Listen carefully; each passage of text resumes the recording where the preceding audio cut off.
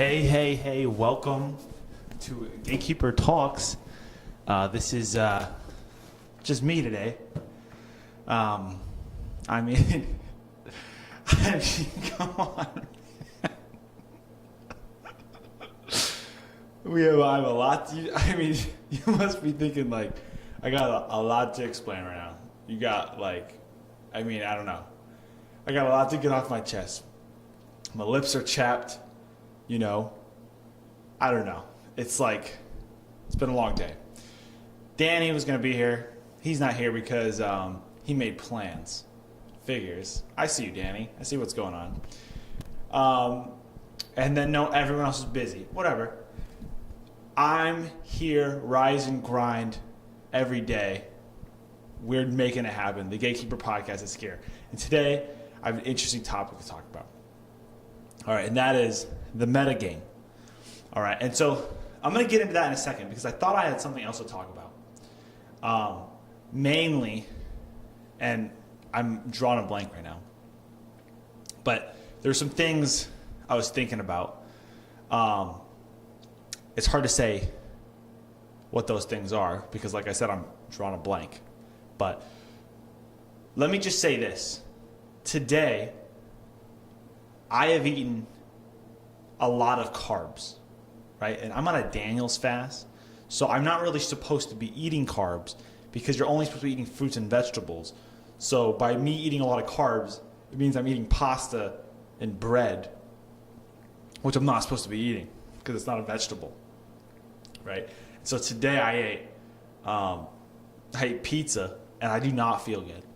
And let me just add in that it was Papa John's pizza, and Papa John's pizza is far better than Domino's. In fact, if you enjoy Domino's, you're wrong. Except for their specialty chicken Alfredo pizza. That one was, I can't lie that I did like the taste of that. But in general, Domino's pizza is no good. So I had some Papa John's. I feel gross. Thank God I don't feel as gross as I would have felt if I was eating at Domino's. But, anyway, I still feel gross though. So I feel gross. I don't know what it is. I had this thing with my shirts. I don't like it around my neck. And it's I don't know. It's a lot. And I'm feel myself constantly pulling up my shirt.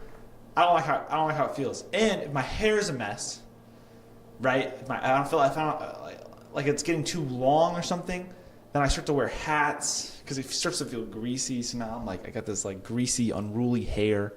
I'm just not feeling in it today. But that being said, I don't know. I still have a lot to say about the league and what's going on. So I'm just gonna freestyle. And I'm just gonna go with it. So first of all, this week I got destroyed again. I have lost every game this season. I think I've lost 15 games in a row. That's impossible. I'm looking outside. There was cops that came one time when I was in here late at night, and they but I work here, so whatever. Anyway, I've lost 15 games in a row. That is insane. I am the biggest loser this season. And it's I use these stats. We use these stats to figure out, we try to figure out who's the best player. Most of the time, people have kind of a similar win rate. It varies slightly, right? But the one person who's really showing that there is a skill barrier in Gatekeeper is me. Because I cannot win a single game. All right? So in 15 games, I haven't won any games. I haven't even captured the center gate. And I'm going to be honest, Danny and I were going to team up. We were basically going to do teamsies. And I still lost. He was literally looking out for me. There were specific times where he didn't kill me. Now, I will say, I almost killed Ethan at a time, and I'll get to that. But realistically, I'm just not playing good. I don't know what's going on. I know there's one thing in particular, which I'll say, but last week in particularly, I rolled so bad. I missed an Eldman Tower. I think I missed every Eldman Tower I went for. I don't think I got a single 50-50 element tower. And I went for like half a dozen of them. So 6. It was insane. So my rolls were bad. Now, and I'm going to check the time. I want to make sure. I literally only have like 20 minutes to go through all this. So my rolls were bad. Now, Ethan played phenomenal. And not only did he play phenomenal, but he got domination. And I noticed something on the leaderboards. And so if you're listening to this right now and you play Gatekeeper on Tuesday, pay attention because this is going to be big. This is going to change the way you play on Tuesday. I'm going to unlock some secrets for you, some paths to victory so that you can win and have a treasure that I myself cannot possess. So here we go. Ethan had domination. In the leaderboards, every single person who has won except for 2 victories were domination victories. How is that possible? Is that normal? Last season, only half.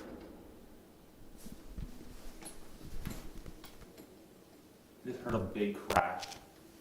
I do not know what that was. Oh, I heard it again. I'll be right back.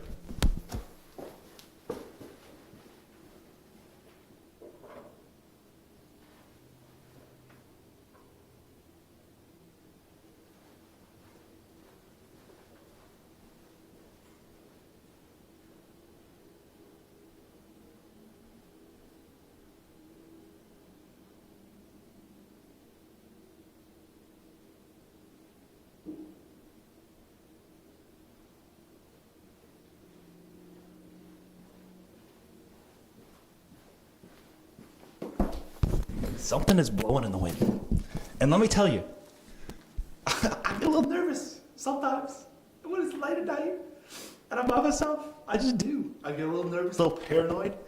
Anyway, I'm going to finish chopping it up. Finish getting this news diced. So, whatever.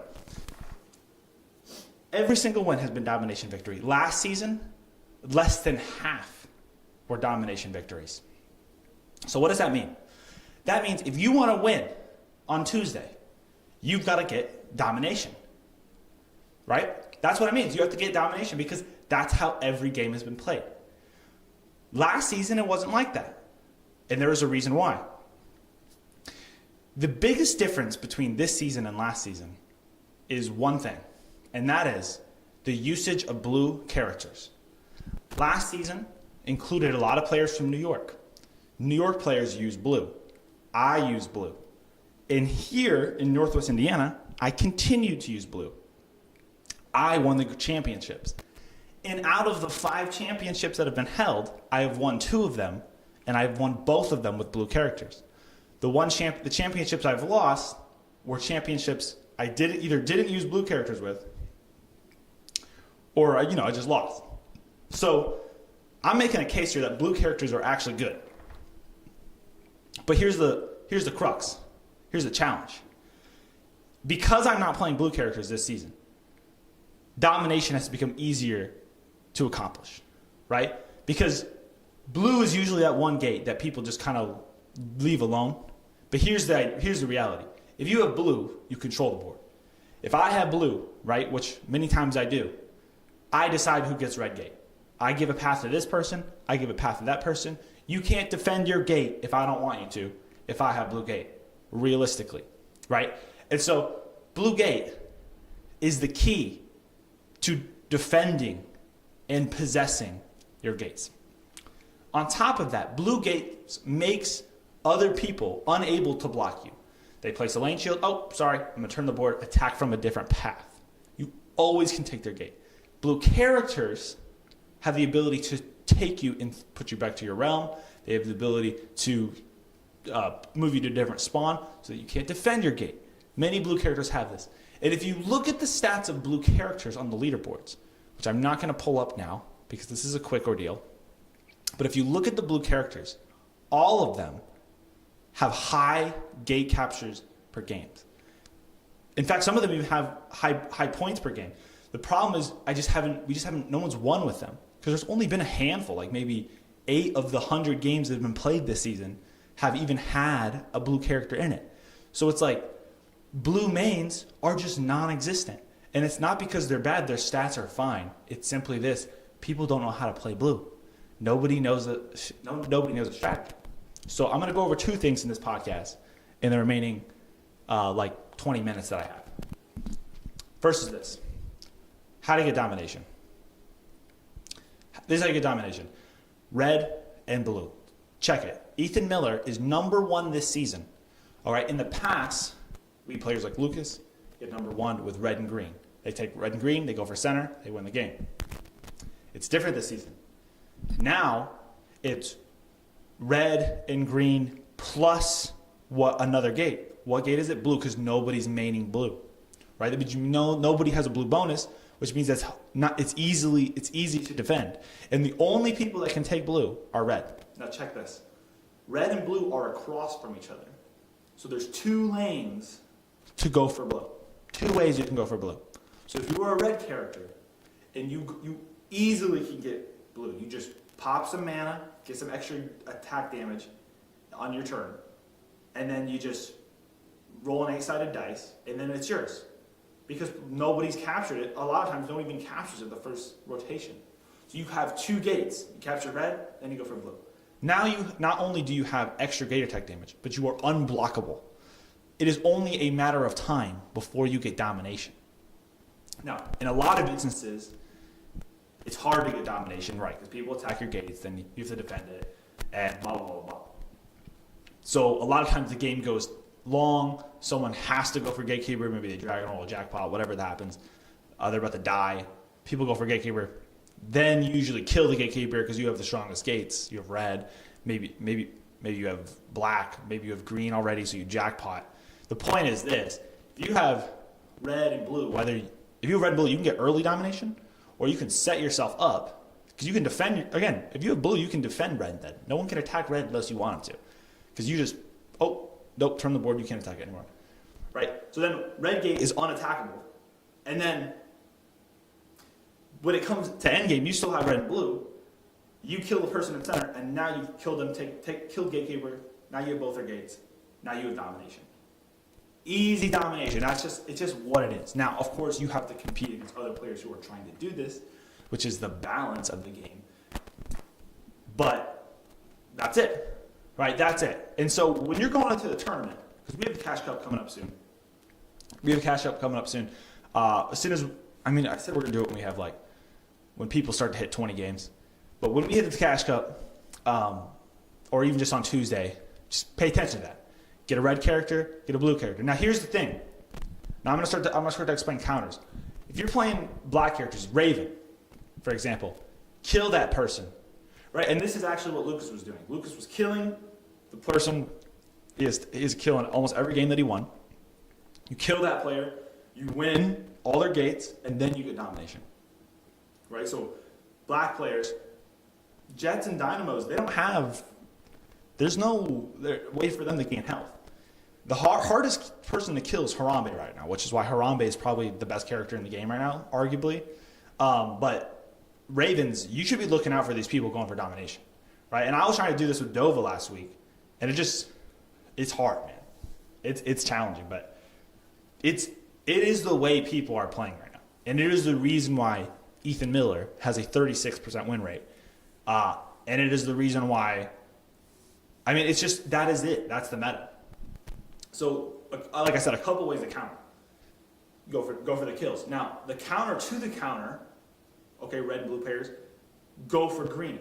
You might need to go for green before you get blue if you can. But if you can't, you have a couple turns. Go for blue, get the stockade. Stay alive is your number 1 priority. Once you get green, you're safe. They can't kill you anymore, basically, unless people team up. So maybe people need to team up on that player. Just these are things you just want to think about. Now, this is the way I've always countered red, and I'll sort of leave it at this for the podcast discussion. I'll make some predictions and stuff like that. When I had blue, red player wasn't going to get blue. All right? They had one path, one chance to get it. There was a battle. Most of the time, I would turn the board or put someone up on the board so that they would attack red from one of the lanes. Let me explain it like this. If the person from red has two ways to attack me. I block one with a lane shield. The other one, I give someone a path to attack red from that side on my turn, so that spot is essentially body blocked. Right? So then you're blocked on both sides. You immediately take away their ability to take blue. That simple. If red player loses the ability to attack blue, then they can only go for black and green, which are corner lanes, and those lane shields should already be up. So red immediately gets nerfed just by someone playing blue efficiently.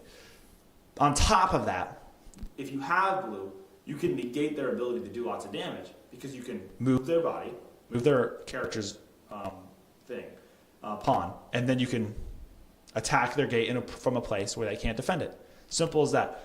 Blue gate players have the ability to control everything, but no one knows how to do it. So if you want to play blue, right, the easiest and probably the best, maybe not the, I don't know if it's the most efficient, but the easiest way to play blue is you play blue the way you play red.